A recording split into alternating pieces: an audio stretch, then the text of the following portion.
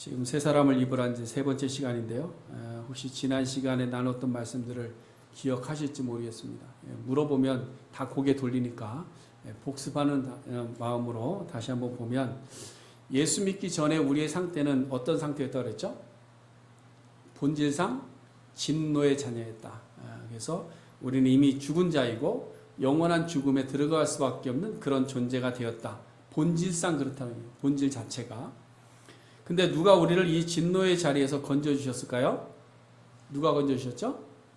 예수 그리스도께서 십자가의 죽으심으로 하나님과 죄인된 우리를 화목케 하시고 마른 뼈 같은 우리의 존재에게 호흡을 불어넣으셔서 우리에게 생명을 주셨다라는 겁니다. 그러나 여러분, 우리가 예수를 믿고 예수님께서 우리를 위해서 죽어주셨는데 우리의 존재가 완전히 홀연히 변해서 완전히 새 사람이 되었을까요? 완전한 사람이 됐나요? 아닙니다. 혹시 아직도 우리가 예수 그리스도를 믿는 그 순간, 우리의 구원받은 그 날부터 우리의 몸은 이제 변했다라고 이야기하는 사람들이 있다고 한다면 그 말에 귀를 기울이지 마시기를 바랍니다. 왜? 잘못된 거기 때문에 그렇죠. 거짓말로 유혹하는 겁니다. 그럼 우리는 어떻게 해야 되느냐? 어떻게 되느냐? 아직 완전하지 않고 이 땅에서는 완전할 수 없기 때문에 우리는 계속해서 어떻게 된다? 자라가야 된다. 언제까지? 하나님 앞에 갈 때까지. 우리는 계속해서 자라가야 됩니다. 그럼 우리가 어떻게 자라갈 수 있느냐? 어떻게 해야 우리가 자라갈 수 있느냐라는 거죠. 죄인된 우리가 온전하게 자라가려면 어떻게 해야 되느냐? 가장 중요한 첫 번째가 뭐라고 그랬어요? 하나님을 아는 것이 중요하다고 그랬습니다. 하나님을 아는 것. 하나님을 아는 것. 그럼 어떻게 하나님을 알 수 있을까요? 눈 감고 이렇게 있으면 하나님의 존재가 알아지나요? 아니면 우리의 기억 속에서 하나님이 이런 사람일 거다 추상하면 하나님이 알아질까요? 하나님 어떻게 안다고 그랬어요? 말씀 안에서. 하나님의 말씀을 통해서 우리는 하나님을 아는 겁니다. 그래서 하나님의 말씀을 알아야 되고, 그럼 하나님의 말씀도 우리가 들으면 잘 모르겠어요. 그래서 하나님께서 친절하게 누구를 세우셨어요? 말씀을 가르치는 자들을 세우신 거예요. 그래서 말씀을 가르치게 하고 말씀을 전하는 자들을 세워서 하나님을 알아갈 수 있도록 하신 겁니다. 그럼 우리가 아는 것으로 믿습니다 고백하면 끝났느냐? 아니죠. 그렇죠? 그 다음에 뭘 해야 된다고 그랬어요? 봉사의 일을 해라. 봉사의 일을 해라. 이 봉사의 일은 행함을 통해서 하나님의 교회를 든든히 세워가라. 이 이야기를 하고 있는 겁니다. 그래서 하나님의 교회의 일원이 되어서 이렇게 하나님의 교회를 세우고 복음을 증거하는데 쓰임받는 도구가 되어야 된다. 이 말씀을 한 겁니다. 그럼 우리가 어떻게 하면 교회의 지체로서 그리스도의 몸된 교회를 온전히 세워갈 수 있을까? 사도 바울은 이거를 에베소 교회 편지할 때 이렇게 한 문장으로 정의했습니다. 유혹의 욕심을 따라 썩어져가는 옛사람을 벗어버리고 오직 너희의 심령이 새롭게 되어 하나님을 따라 의와 진리의 거룩함으로 지으심을 받은 새 사람을 입으라. 이거 교회의 모습입니다. 유혹의 욕심을 따라 썩어져가는 옛사람을 벗어버리고 오직 우리의 심령이 새롭게 되어서 하나님을 따라 의와 진리와 거룩함으로 지으심을 받은 누가 되라? 새 사람을 입으라. 그래서 우리의 심령이 어떻게 된다? 새로워져야 된다. 우리의 심령이 새 사람을 입어야 된다라고 계속해서 말씀을 하고 있는 겁니다. 그래서 그 구체적인 새 사람을 입는다는 것이 무언가 하는 것은 이제 25절부터 제시하기 시작했습니다. 그 첫 번째가 뭐라고 그랬죠? 첫 번째가 뭡니까? 기억을 전혀 안 하시네요. 거짓을 버리고 하나님이 계시다는 참된 말을 해야 된다. 거짓말을 버리고 참된 말을 하는 자로 변해야 된다는 거예요. 예수님은 사람이지 하나님이 될 수 없어 라고 말하는 이 거짓을 버리고 예수 그리스도는 완전한 사람의 몸으로 오셨지만 완전한 하나님이시다 라는 이 참말을 우리의 입으로 할 수 있어야 된다. 우리가 민노를 하면서도 행하지 않는 거짓을 버리고 하나님의 말씀을 듣는 대로 순종하는 그 참된 말을, 참된 길을 따라야 된다. 그것이 첫 번째입니다. 그 다음에 두 번째는 뭐였어요? 지난주에 했는데 분을 품지 말아야 된다. 우리가 분노하게 되면 누가 틈탄다고 그랬죠? 마귀가 틈을 탑니다. 마귀가 가장 좋아하는 것이 뭐냐? 우리가 분내는 순간입니다. 우리가 화를 내고 분노할 때에 악한 마귀는 언제나 그 틈을 노리고 있는 거예요. 그래서 여러분 우리가 분노가 일어날 때 먼저 뭐 하라고 그랬어요? 뭐 하라고 그랬죠? 좀 기억 좀 하세요. 써놓고 뭐 기억하든지. 분노가 나고 막 그러면 빨리 그 자리에서 피해서 기도하라. 하나님 앞에 기도하라. 왜? 분노는 누구 때문에 일어나요? 상대방 때문에 일어나요. 나 때문에 일어나지 않아요. 보통. 누구 때문에 일어나지 나 때문에 안 돼요. 그래서 기도하는 거예요. 그래서 그 사람 보고 시컷 하는 거예요. 하나님 이놈이 나한테 뭐 이렇게 했어요. 막 시컷 하는데 기도하다 보면 성령께서 어떻게 하신다? 우리의 마음을 변화시켜 주신다. 너는 그러면 우리의 분노가 사라진다. 그래서 우리가 해가 지나도록 분을 품고 있지 말아라. 여러분 이 두 가지를 이제 얘기했는데 어떻습니까? 여러분 지금 새롭게 새 사람을 입고 계신가요? 아직도 안 입고 계시면 다시 지난 두 번째 주 설교를 다시 돌아가야 됩니다. 거짓을 버리고 참말을 하고 계신지 모르겠어요. 분노를 이기고 계신지 모르겠습니다. 우리가 웹사이트에 올리는 이유는 우리가 잊어버릴 수 있으니까 다시 들으라고. 그래서 여러분 다시 또 듣고 기억하시고 다시 또 듣고 기억하셔서 이걸 자꾸 새기시길 바랍니다. 제가 이렇게 반복하는 이유가 뭐냐면 우리가 자꾸 듣고 저기 내려갈 때 다 잊어버리세요. 예. 그래서 조금 난 거는 이제 우리 맥도날드 가는데 거기까지는 기억하시더라고. 예. 그래서 누가 분노 내면 노하지 말라고 그랬는데 그래서 그때까지 기억하시는 것 같아요. 집에 가면 잊어버리고 돌아오면 다 잊어버리고. 좀 기억하고 우리가 이번에 정말로 새 사람을 입는 새로운 사람으로 거듭날 수 있는 귀한 시간이 될 수 있길 바랍니다. 자, 이제 오늘은 세 번째 시간입니다. 오늘은 물질관에 대한 교훈을 함께 나누려고 합니다. 물질. 여러분 모세오경에 하나님께서 주신 계명의 숫자가 몇 가지인 줄 아시죠? 몇 가지예요? 613가지입니다. 모세오경에 나오는 하나님의 계명이 613가지. 이걸 유대인들이 지금까지 지키고 있는 계명의 숫자입니다. 그 중에서 하나님께서 특별히 돌비에다가 직접 새겨주신 계명이 있습니다. 몇 가지죠? 10가지. 그걸 우리는 뭐라고 그래요? 10계명이라고 합니다. 10계명은 두 부분으로 나눕니다. 1부터 4까지는 누구에 대한 계명이에요? 하나님에 대한 계명. 하나님을 어떻게 섬겨야 되는가. 그 다음에 5계명부터 10계명까지는 뭐예요? 이웃과의 관계 속에서, 사회 속에서 지켜야 될 계명을 이야기합니다. 그 제8계명이 바로 오늘 본문에서 이야기하고 있는 도둑질하지 말라입니다. 도둑질하지 말라. 그러므로 여러분 도둑질하는 것은 죄일까요? 아닐까요? 죄입니다. 도둑질하는 것은 죄입니다. 그럼 여러분 도둑질이 뭐예요? 남의 집에 몰래 들어서 훔쳐 들어오면 그것만 도둑질일까요? 아니에요. 도둑질의 의미는 뭐냐면 분명히 타인의 소유인데 그것을 슬쩍 내 주머니에서 집어넣는 게 다 도둑질이에요. 무슨 말 이해되시죠? 정당한 값을 지불하지 않았는데 타인의 것인데 내가 잠깐 쓰다가 내 주머니 넣어도 그 도둑질이고요. 내가 이거 좋아 보이네 해서 갖고 와서 내 주머니 집어넣는 도둑질이에요. 그래서 슬그머니 자기 주머니에다 입마이 포켓하면 그 다 도둑질입니다. 그래서 타인의 재산을 자기의 소유물로 옮겨놓는 것이 도둑질이고요. 또 정당하게 지불해야 되는 것을 지불하지 않고 자기 주머니에다 계속 킵하는 것, 이것도 도둑질입니다. 그 다음에 속여서 자기 주머니에 손해를 보지 않기 위해서 남을 속이는 행위도 도둑질입니다. 또 마땅히 행해야 될 의무, 우리가 마땅히 내야 될 세금 안 내는 것도 뭐예요? 도둑질이에요.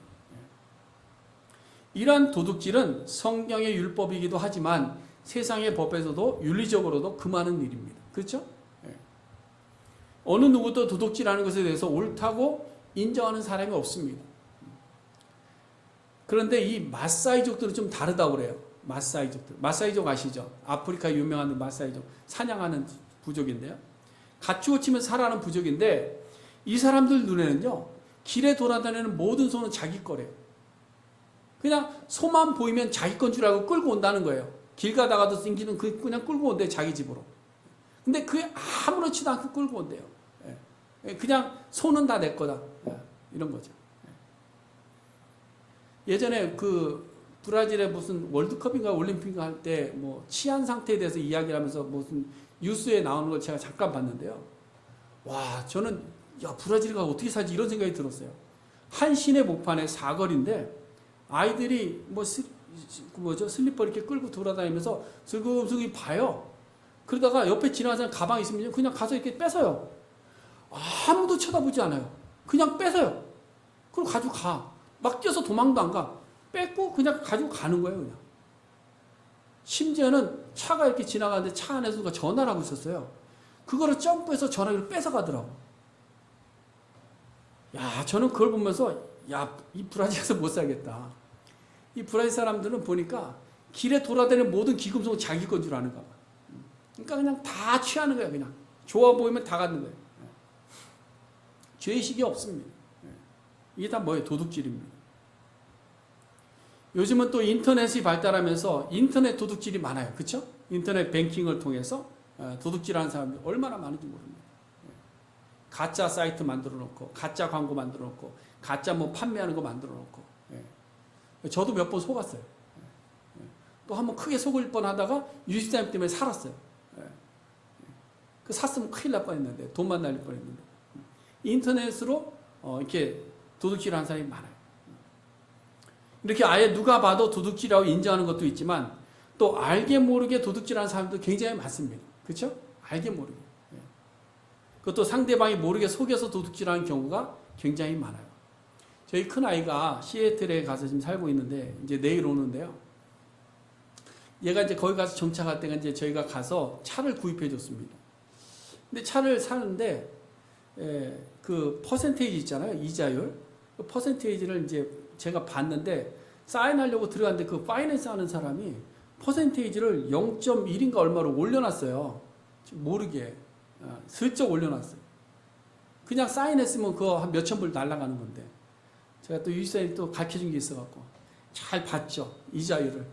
보니까 얘기했던 거하고 달라. 그래서 얘기했더니 그 사람이 저를 이렇게 쳐다보는데 무슨 경제 쪽에서 일하는 사람인 줄 알더라고요. 그런 걸 발견해낸다고.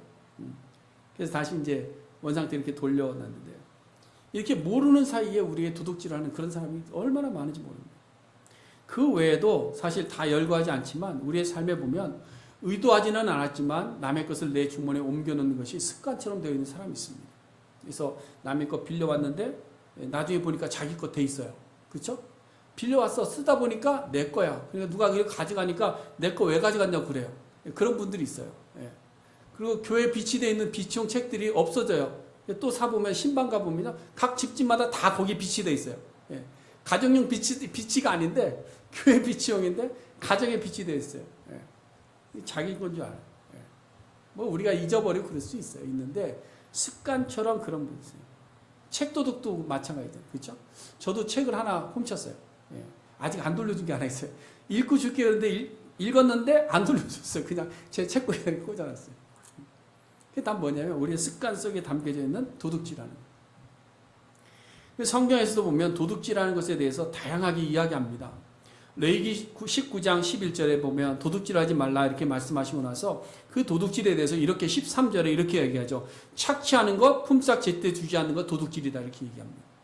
비즈니스 하시는 분들 노동력 착취하고 그 다음에 품꾼 사용하면서 품꾼에게 돈 제때 주지 않는 것 이게 도둑질입니다. 또 신명기 23장에 보니까 밭에 들어가서 열매를 따먹는 거 계셨지만 낫을 가서 낫 떼는 것은 도둑질을 이렇게 이야기합니다.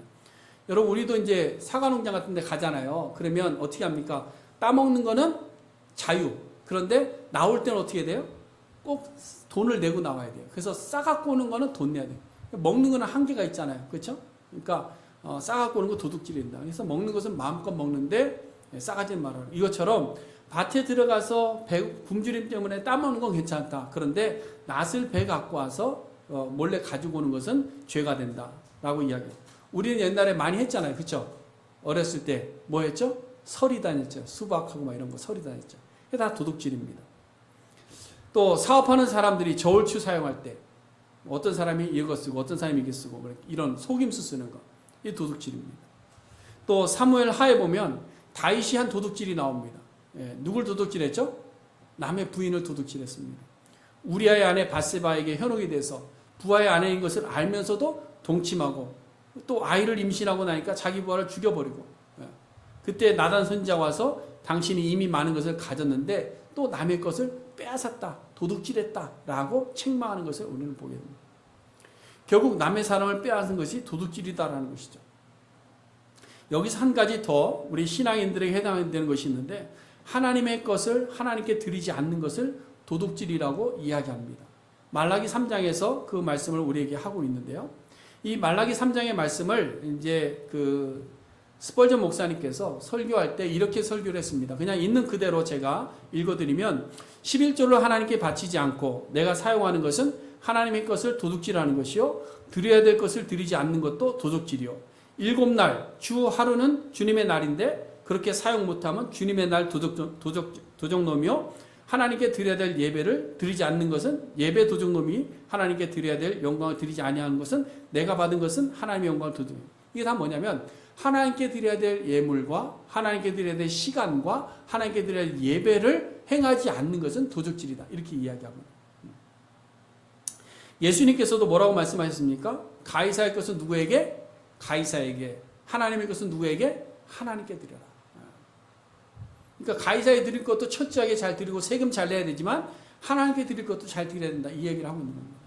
그러므로 우리가 주님께 드리는 예물과 주님께 드리는 시간과 주님께 드리는 봉사를 그냥 시간이 남아서 하는 것이 아니고요. 하나님께 드려야 할 마땅한 것들을 드릴 수 있는 성도가 되어야 될 줄로 믿습니다. 여러분 이것은 그냥 해도 되고 안 해도 되는 것이 아니에요.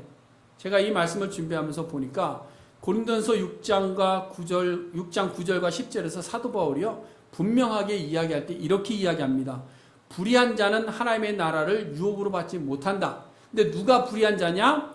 도둑질하는 자, 탐욕을 부리는 자, 속여 빼앗는 자. 하나님 나라의 유업으로 받지 못한대. 무서운 말이죠. 별로 안 무섭습니까? 그래도 뭐 내 거는 취해야 되겠다요? 네, 아니죠. 네. 하나님의 것은 하나님께, 나의 것은 나에게, 세상의 것은 세상대로. 우리가 도둑질하는 것에 대해서 좀 심각하게 생각할 수 있어야 됩니다. 근데 우리 안에는요, 이 도둑질하는 것이 습관이 되어 있어요. 거짓말하는 습관하고 비슷합니다. 네, 습관이 되어 있다 보니까 다른 사람들의 도둑질하는 것에 대해서 우리는 잘 보니까 욕은 잘해요. 그런데 나는 뭐예요? 아무렇지 않게 도둑질하더라. 그래서 사도 바울이 로마서 2장 21절에 책망하잖아요. 도둑질하지 말라 선포하는 내가 도둑질하느냐 책망하고 있어요. 오늘 본문에서도 에베소 교회를 향해서 여전히 도둑질하는 습관을 경고하고 있는 거예요. 오늘 본문을 잘 보시면요. 도둑질하는 자는 다시 도둑질하지 말아라. 이 말이 뭐예요? 예수 믿고 교회 구성원 된 너희들이 아직도 도둑질하는 자가 있느냐? 다시는 도둑질하지 말아라. 이 얘기를 하고 있는 거예요. 그렇죠? 예? 만약에 완전히 변화돼서 에베소 교회는 성도들이 도둑질도 안 하고 변화된 새 삶을 살고 있었다면 사도 바울이 이런 얘기 하지 않았을 거예요. 그런데 지금도 여전히 도둑질하고 있는 그 모습을 보면서 도둑질하는 자들아 다시 도둑질하지 말아라. 이야기하고 있는 겁니다. 여러분 3살 버릇이 8까지 간다고 말하지 않습니까? 그거 하지 말라는 거예요. 하지 말라는 거예요. 어떤 때는 도둑질을 했다는 것도 도둑질이라는 것도 모른 채 우리는 도둑질을 할 때가 있어요. 우리는 잘 생각해 봐야 됩니다. 뭐 여러분 시간 안 지키는 것도요. 이거 남의 시간 도둑질하는 거예요. 약속 안 지키는 거. 그렇잖아요? 제가 저희 집사람을 연애할 때 1시간을 기다렸다가 얼마나 화를 낸지 몰라요. 4시간 1시간을 뺏겼잖아요. 도둑질 당한 거예요. 도둑질. 그래서 우리가 스스로 좀 진단을 좀 해봐야 됩니다. 이기적인 마음으로 나의 주머니를 채웠던 일이 있는가? 이기적인 마음으로 남의 것을 탐내본 적이 있는가? 이기적인 마음으로 마땅히 지불해야 될 것을 지불하지 않은 채 취한 것이 있는가? 이기적인 마음으로 거짓으로 이득을 취한 것이 있는가? 점검해 봐야 됩니다. 만일 여기에 포함되는 것이 있다면 우리는 도둑질하고 있는 사람입니다. 그러면 다시 도둑질하는 자는 다시 오늘 말씀을 들었으니까 다시 도둑질하지 않아야 된다. 특별히 하나님 앞에서 마땅히 드려야 될 것은 드리지 않으면서 늘 하나님의 은혜와 복만을 얻고자 하는 것은 이건 도둑질입니다. 그렇죠? 하나님 앞에 마땅히 할 것은 행하지 않는데 하나님의 은혜만 늘 기대하는 이 도둑질하는 겁니다. 여러분 어떻습니까? 우리는 깨끗합니까? 도둑질 안 합니까? 깨끗해요? 네. 자신 있습니까? 아니면 절망이 됩니까? 절망스럽죠. 저도 이거 말씀 준비하면서 절망스러웠어요. 아, 내가 도둑질한 게 너무 많아. 보니까 도둑질한 게 너무 많아. 네. 그럼 어떻게 해야 될까요? 우리가 도둑질하는 자는 하나님의 유혹을 받지 못한다 했는데 그럼 이제 희망도 없는데 지금 도둑질 너무 많이 했는데 어떻게 하면 되느냐? 희망이 없는 것 아닙니까? 라고 이야기하겠지만 아닙니다. 여러분 우리는 모두가 실수할 수 있습니다. 그렇죠? 예? 실수할 수 있어요. 예. 우리 안에는 분명히 뭐가 있습니까? 죄의 쓴뿌리들이 우리 속에 여전히 자리하고 있어요. 예. 그렇기 때문에 알면서도 연약해서 죄를 범하기도 하고요. 무지함으로 죄를 범하기도 합니다. 그러나 여러분 우리가 이렇게 넘어지는 것은 사실 하나님 앞에서 부끄러운 것이 아니에요. 우리가 잘 생각해야 될 것이 뭐냐면 우리가 죄에 넘어지고 마귀의 유혹에 잠시 넘어져서 흔들리는 것은 부끄러운 것이 아닙니다. 넘어질 수 있어요. 왜? 우리는 그런 존재예요. 근데 정말 부끄러운 것은 뭐냐면요. 그것을 알면서도 회개하지 않는 것이 부끄러운 거예요. 그거를 알면서도 주저앉아서 나는 이제 틀렸어 하고 돌아서지 않는 것이 부끄러운 거예요. 넘어졌는데 일어나지 않는 것이 죄가 되는 거예요. 여러분 우리가 신앙생활하는 것은 뭐냐면 우리가 넘어진 존재에서 일어서기 위해서 신앙생활하는 거잖아요. 그렇죠? 일어서기 위한 것이지 완전하기 때문에 신앙생활하는 것이 아닙니다. 우리는 다 넘어져요. 넘어지는데도 불구하고 다시 일어서려고 뭘 붙잡고 하나님의 말씀 붙잡고 일어서려고 신앙생활하는 거예요. 그러려고 말씀 듣는 거예요. 그래서 여러분 누가 그런 말을 하던데요. 사업으로는 실패할 수 있지만 사람으로는 실패한 자가 되지 말아라. 제가 이걸 우리의 신앙으로 좀 생각해 보면 우리 안은 죄성으로 넘어질 수는 있지만 하나님의 백성으로서의 구원의 자리는 포기하지 말아라 이 말씀을 드리고 싶은 거예요. 여러분 우리의 죄성에서 우리는 자주 넘어지고 또 넘어지고 또 넘어질 수 있습니다. 그러나 그럼에도 불구하고 하나님의 백성으로서의 그 구원의 자리만큼은 여러분 포기하지 마시기를 바랍니다. 주저앉기를 말기를 바랍니다. 어떤 분들이 힘들다고 자꾸 나가요. 나가서 돌아오지 못합니다. 안에서 일어나야 돼요. 안에서. 우리가 싸우면서 일어나야 되는 거예요. 싸움. 신앙은요, 그냥 서지는 게 아니고 싸우면서 일어나는 거예요. 말씀을 듣는데, 목사님 또 이거 나한테 표적 설교하는 거 아니야? 표적 설교라도 좋은 거예요. 왜? 내 속에 깨우침을 주는 거예요. 그러면 뭡니까? 싸워야 돼요. 목사랑 싸우지 말고 자기가 그 죄와 싸우는 거예요. 싸워서 일어나는 거예요. 그러려고 목회자는 말씀을 전하는 거고 우리는 모여서 예배하는 것이고 하나님의 음성이 들려지는 것이고 하나님의 성령께서 우리에게 조명해 주시는 겁니다. 자, 그럼 어떻게 하면 우리가 일어날 수 있는가? 오늘 본문에서 사도 바울이 아주 친절하게 설명을 이어서 주고 있습니다. 오늘 본문 하반절 말씀 보시면 돌이켜 가난한 자에게 구제할 수 있도록 자기 손으로 수고하여 선한 일을 하라. 여러분 여기 보세요. 인간의 죄성은요, 모든 방향이 어디로 되어 있는가 하면요, 자기 쪽으로 되어 있습니다. 인월드예요. 그쵸? 돈을 벌거나 뭘 사람의 관심이나 모든 것이 다 인월드, 자기 안쪽으로 되어 있습니다. 어제까지 우리가 새벽에 사무엘상을 다 마쳤는데요. 사울의 마지막 말로가 굉장히 비참하게 끝나고 맙니다. 근데 사울이 이렇게 비참한 죽음을 맞이하게 된 근본적인 원인이 어디 있었느냐면 모든 것이 인월드, 자기 중심적이고 자기 쪽으로만 모여있기 때문에 명성도 자기 쪽으로, 명예도 자기 쪽으로, 부와 권력도 모두가 자기 쪽으로만 모으려고 하는 이기 때문에 이런 결과가 나온 거예요. 여러분 도둑질이 왜 도둑질합니까? 이기적인 마음 때문에 도둑질하는 거예요. 이기적인 마음 때문에. 결국 자기 주머니 생각하다가 도둑질하는 거예요. 부당하게 모으고 자기 주머니에서 나가야 될 거 내보내지 않는 이런 행동이 다 뭐냐? 도둑질이다. 그래서 오늘 본문을 보면 도둑질하지 말고 돌이켜 자기 손으로 수고해서 아웃월드, 바깥으로 내어 보내는 자가 되라 이렇게 말씀하고 있는 거예요. 완전히 다른 말이죠. 도둑질은 인월, 자기 안쪽으로 끌어들이는 거고요. 우리가 하나님 앞에서 변화될 새로운 마음은 뭐냐? 우리가 내 손으로 수고해서 얻은 것으로 아웃월드, 밖으로 내보내기 위해서 수고하고 애쓰라 이 말씀을 하고 있는 거예요. 이 정의를 분명히 가질 수 있기를 바랍니다. 여러분 우리 그리스도인들의 물질에 대한 분명한 가치관이 여기에 세워져야 돼요. 여기. 여러분 이 우리의 물질에 대한 가치관의 첫 번째가 뭐냐면요. 물질은 복이 아니에요. 죄송합니다. 잘 생각하세요. 물질의 넉넉함은 복이 아닙니다. 물질은요. 우리에게 복으로 주신 것이 아니라 물질은 뭐로 주신 거냐? 도구로 주신 거예요. 믿으십니까? 물질은요, 하나님께서 나를 사랑하셔서 많이 채워주신 게 아니에요. 이거 우리가 잘 기억하셔야 돼요. 세상 사람들의 복은 많은 것을 채움받으면 그게 복인 줄 알아요. 근데 그리스도인들의 복은 그게 아닙니다. 우리가 흔히 하는 말로 뭐니 해도 머니가 뭐예요? 최고예요. 그렇죠? 뭐니 해도 머니가 최고 문제예요. 항상 머니가 중심입니다. 우리의 모든 복과 삶의 가치가 머니에 있는 거예요. 머니. 그러나 여러분, 우리가 신앙생활하고 우리가 그리스도인이 되어서 새로운 사람이 되고 나면 이 물질이라는 것이 머니가 문제가 아니고 머니가 최고가 아니고 이 머니는 우리의 툴이 되어야 된다. 목적, 그러니까 도구가 된다. 자, 한번 설명을 드리겠습니다. 하나님께서 아브라함에게 뭐라고 말씀하셨죠? 너는 복이 될지라 이렇게 말씀하셨어요. 그렇죠? 옛날 성경에는 너는 복의 근원이 될지라 이렇게 말씀하셨는데 복의 근원은 하나님이시죠. 너는 복이 될지라. 복의 사람이 되라는 거예요.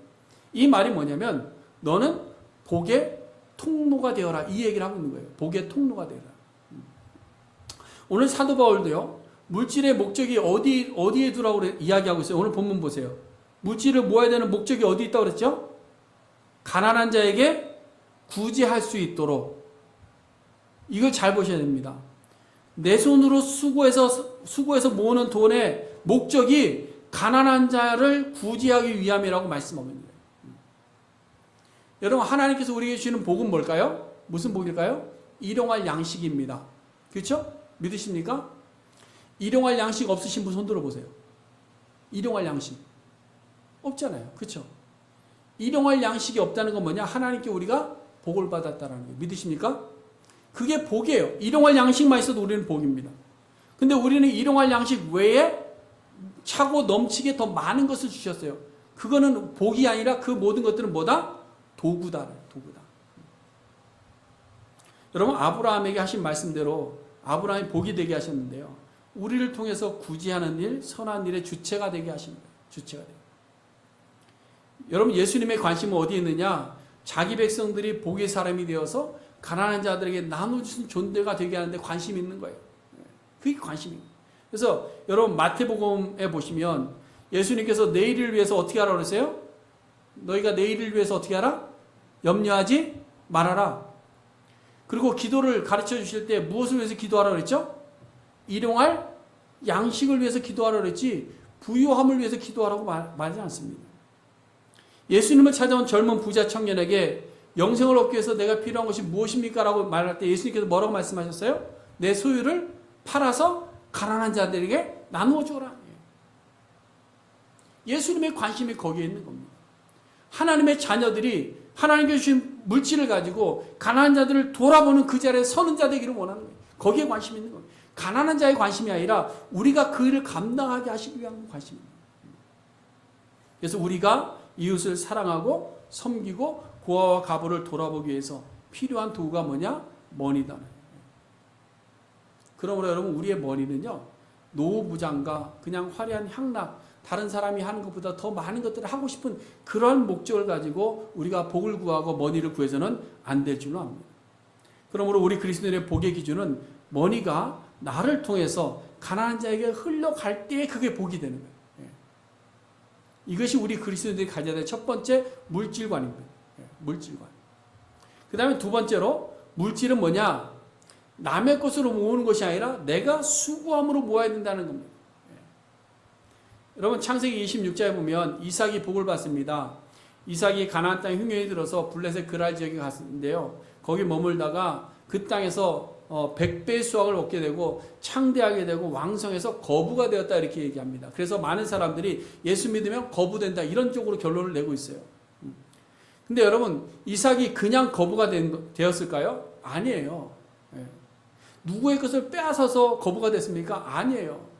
그 땅에서 이삭이 농사하는 일을 농사 일을 충성되이 잘 했는데 하나님께서 100배의 결실을 주신 거예요. 여러분, 우리가 자기가 수고한 대로 수고한 결실을 그대로 얻을 수 있는 것은 복인 줄로 믿으시기 바랍니다. 시편 128편 2절을 보니까 내가 내 손이 수고한 대로 먹을 것이라. 내가 내 손이 수고한 대로 먹는 것 자체가 뭐냐? 복이다라는 거예요. 그래서 우리는 뭐 해야 될까요? 수고해야 돼요. 일해야 됩니다. 그리스도인들은요, 일해야 됩니다. 수고해야 돼요. 열심 내서 일해야 됩니다. 여러분, 안식일에 대한 규정을 보면 무조건 안식일에 쉬라고만 하지 않았어요. 일곱째 날은 안식일이니까 무조건 쉬어라, 이 얘기만 하신 것이 아니라 6일은 뭐예요? 열심히 일해라, 이렇게 하고 있어요. 수고해라, 애를 써라, 그리고 하루는 내게로 와서 좀 쉬어라, 그리고 나와 함께 예배하고 나와 함께 안식을 누리자, 이 말씀을 하고 있는 거예요. 그러므로 우리가 주중에는 열심히 놀고 주일에도 열심히 놀고 하려고 하면 안 돼요. 그렇죠? 주중에는 열심히 일하고 주일에는 주일전에 올라와서 하나님께 예배하면서 성도들과 교제하고 또 가난한 자들을 돌아보는 이런 복된 날을 우리가 살아갈 수 있어야 될 줄로 믿습니다. 그러면 여러분, 우리가 우리의 모든 수입이나 어떤 재산의 증식이 이 수고하고 애씀을 통해서 일해야 돼요. 그래서 데살로니가 후서 3장 10절에도 말씀하기를 누구든지 일하기 싫어하거든 먹지도 말아라, 이런 이야기합니다. 그래서 우리 그리스도인들은 열심히 일해야 되고 열심히 수고해야 됩니다. 그래서 내 손으로 일하고 수고해서 돈을 벌어서 그 번 돈으로 뭘 해야 될까요? 가난한 자들을 돌아보는 일을 할 수 있어야 됩니다. 그것이 우리가 돈을 버는 목적입니다. 결국 우리가 남의 것을 도둑질하지 않기 위해서 우리가 해야 되는 것은 뭐냐? 우리 안에 있는 탐심과 탐욕을 버리고 일확천금을 노리지 말고 오직 이웃을 돌아보기 위해서 그것을 도구로 삼아서 수고해서 돈을 모으는 자들이 되어야 될 줄로 믿습니다. 이것이 우리가 일하고 돈을 모으는 목적입니다. 이 목적이 우리가 분명히 서 있어야 됩니다. 이것이 그리스도인들이 가져야 될 물질관입니다. 그것을 오늘 사도 바울이 에베소 교회에 있는 성도들에게 이야기하고 있는 거예요. 너희들이 아직도 도둑질하고 있느냐? 도둑질하지 말아라. 아직도 너희들이 너희의 이기심만 채우려고 하느냐? 그러지 말아라. 너희 손으로 수고해서 선한 일을 해라. 가난한 자들을 도와보는 이를 위해서 힘써라 말씀하고 있는 줄로 믿습니다. 사랑하는 성도 여러분, 우리의 심령이 새롭게 되어 새 사람을 잇는 세 번째 길은 도둑질하지 않고 내 손으로 수고해서 선한 일을 하는 것입니다. 여러분, 도둑질은 타인의 것을 내 주머니로 옮기는 것이 도둑질입니다. 내가 마땅히 지불해야 되는 것을 지불하지 않는 것이 도둑질입니다. 내가 빌리고 다시 돌려주지 않는 것이 도둑질입니다. 이 도둑질은 이기에 강한 탐욕과 탐심에서 비롯되는 것입니다. 우리는 이 습관적으로 지금까지 세상에서도 하나님 앞에서도 우리는 너무나도 많은 도둑질을 해왔습니다. 이제 정당하게 지불해야 될 것도 지불하지 않아 왔습니다. 온전히 하나님께 받은 은혜에 감사할 줄도 모르고 하나님께 드려야 될 것을 드리지 않았습니다. 이제는 돌이켜, 오늘 본문에 이야기하는 것처럼 돌이켜 우리의 손으로 수고하여 이웃을 구제하는 선한 일에 힘쓰는 새 사람을 입어야 될 때인 줄로 믿습니다. 그러기 위해서 우리의 물질관이 좀 새로워져요. 물질관. 물질은 우리의 삶의 목적이 되어서는 안 됩니다. 물질이 복의 가치의 기준이 되어서는 안 됩니다. 물질은 선한 일을 위해서 하나님께서 우리에게 넘치게 채우시는 도구인 줄로 알아야 됩니다. 또 물질을 모을 때 우리는 우리의 수고와 땀으로 노력할 때 하나님께서 수고한 대로 얻게 하시고 또 넘치게 얻게 하셔서 수확하게 하셔서 그 일로 주님의 일을 감당하게 하시는 것을 우리가 믿고 나아가는 저희들 될 수 있기를 간절히 바랍니다. 그러므로 우리의 삶이 이제 돌이켜 도둑질하는 습관을 버리고 우리의 손으로 수고해서 얻은 재물을 가지고 가난한 자들을 습관처럼 구제하는 그 습관을 길들이는 우리의 삶이 되어서 우리의 영혼이 새로워지는, 그래서 신실한 공동체를 이뤄가는 우리 교회가 될 수 있기를 주님의 이름으로 간절히 축원해 드립니다. 기도하겠습니다.